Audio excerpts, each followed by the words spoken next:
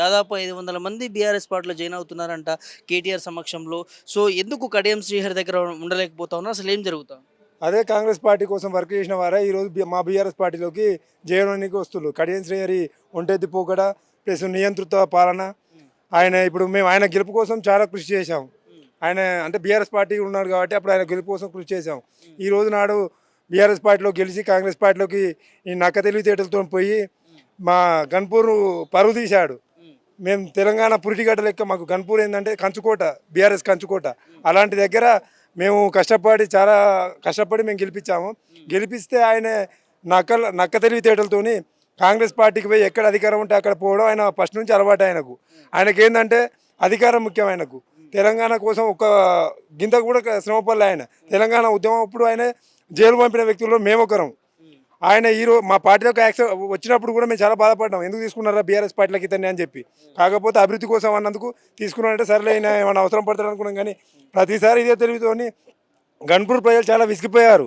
ఇప్పుడు పాపం కాంగ్రెస్లో కూడా ఆయన కాంగ్రెస్ పార్టీ కోసం పనిచేసిన వారు కూడా ఈ రోజు నాడు ఆయన మీద విరక్తితోని అసలు మేము కాంగ్రెస్ పార్టీలో మేము ఫస్ట్ నుంచి ఉన్నాము, మాకు ఎందుకు ఇలా లాభం మళ్ళీ మధ్యలో వచ్చినప్పుడు మా మీద పెత్తనం ఏందన్న ఆ విరక్తితో ప్లస్ అభివృద్ధి ఏ పథకం కరెక్ట్ అమలు అయితే లేదు చెప్పుకొని కూడా ఇచ్చేది అనిపిస్తుంది. కాంగ్రెస్లో పుట్టినాము ఎందుకు అని చెప్పి ఆ విరక్తితో మమ్మల్ని కలవడం జరిగింది.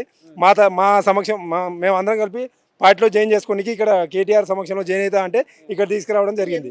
కాంగ్రెస్ అధికారంలో ఉంది, వాళ్ళు మేము ప్రజాపాలన చేస్తామని గొప్పగా చెప్పుకుంటా ఉంటారు. అట్లాంటిది ఇప్పుడు ప్రతిపక్షంలోకి రావాల్సినటువంటి అవసరం ఏంది? దీనికి వెనుక కడియం శ్రీహరి పాలన అనుకోవచ్చు. కడియం శ్రీహరి నేతృత్వ పాలన ఇన్ని రోజులు కాంగ్రెస్లో కష్టపడ్డలకు విలువ లేకుండా పోతుంది అందులో. అది ప్లస్ ఏంటంటే కడియం శ్రీహరి దగ్గర ఏంటంటే ఉన్న నలుగురే అనుచరులు, వాళ్ళ ఆ నలుగురు పట్టగాలను పట్టుకొని ఊకే నడిపేయడం. ఫస్ట్ నుంచి కాంగ్రెస్ వర్క్ చేసిన వాళ్ళు విరక్తి. ప్లస్ ఏంటంటే కాంగ్రెస్ పాలన కరెక్ట్ లేదు. కాంగ్రెస్ అంటేనే ఊళ్ళలో చాలా ఇబ్బంది పడతారు. ఎందుకు వేసినారు కూడా అదే ఎందుకురా అని చెప్పి అనుకుంటారు.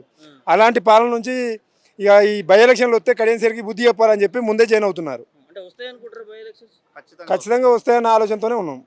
వస్తే మాత్రం కడియం శ్రీహరి ఖచ్చితంగా ఓడిపోడు కాదు, ఘోరం ఓటమి. ఆయన మామూలుగా ఇంత ఓటమిగా మళ్ళీ ఇక ఉండకపోవచ్చు మన తెలంగాణ చరిత్రలో.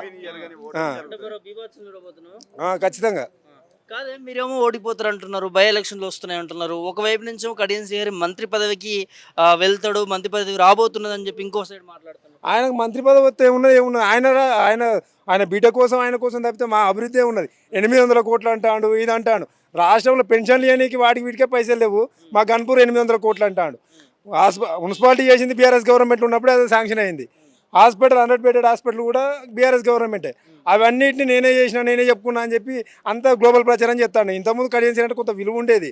70 ఏళ్ళ రాజకీయ విలువ మొత్తం మొన్న పార్టీ మారి ఆయన విలువ మొత్తం కోల్పోయాడు. ఇప్పుడు ఆయన గురించి మాట్లాడినా దండగా. మా గన్పూర్లో సరే కాంగ్రెస్ పార్టీ కొంచెం మా ఫ్రెండ్స్ కూడా ఉన్నారు. వాళ్ళు కూడా మేము ఇన్ని రోజులు కాంగ్రెస్లో కష్టపడ్డాం రా, విలువ లేకుండా అయిపోతుంది అని చెప్పి వాళ్ళు కూడా చెప్పబట్టారు. కాంగ్రెస్ పార్టీ కింది స్థాయి లీడర్ కూడా కార్యకర్తలను కడుపున పెట్టి చూసుకుంటుందని రేవంత్ రెడ్డి మాట్లాడుతూ ఉంటాడు. మరి అదంతా ఉత్తమ మాటనేనా? మరి కాంగ్రెస్ కోసం కష్టపడ్డ వాళ్ళు పక్కన పెట్టి ఆయన అనుచరులకే ఇస్తుండు కదా పదవులు. అక్కడ క్లియర్ కనబడుతుంది కదా. అంతే తప్పితే కాంగ్రెస్ చాలా ఇబ్బంది పడతారు ఆ పార్టీలో. అరే మేము కష్టపడ్డాం, మేము ఆఖరికి ఇందిరా మేడం కూడా బయటికి చెప్తలేదు. కానీ ఆమె కూడా చాలా ఇబ్బంది ఫీల్ అవుతుంది. కాకపోతే ఆమె ఏంటంటే ఫస్ట్ నుంచి కాంగ్రెస్లో ఉన్నా అన్న ఆ ఫీల్తో ఉంటాను తప్పితే ఎందుకురా ఈ కర్మ నాకు అన్న ఫీల్ అవుతుంది. నేను పెంచి పోషించిన కార్యకర్తలను ఈయన మధ్యలో వచ్చి అంత చిందరబందర చేస్తానన్న బాధలనే ఉన్నది ఆమె కూడా. అంటే కాంగ్రెస్ చీలిపోయే అవకాశం ఉందా గన్పూర్లో? గన్పూర్లో బై ఎలక్షన్లు వస్తే ఇందిరా వర్గం మ్యాక్సిమం బీఆర్ఎస్కి సపోర్ట్ చేస్తుందని ఖచ్చితంగా మాకు నమ్మకం ఉన్నది. ఏంటంటే ప్లస్ మాకు పాలనే బాగాలేదు కాంగ్రెస్ పాలన. ఇంకా వాళ్ళకి ఓటేస్టులు ఉన్నారా?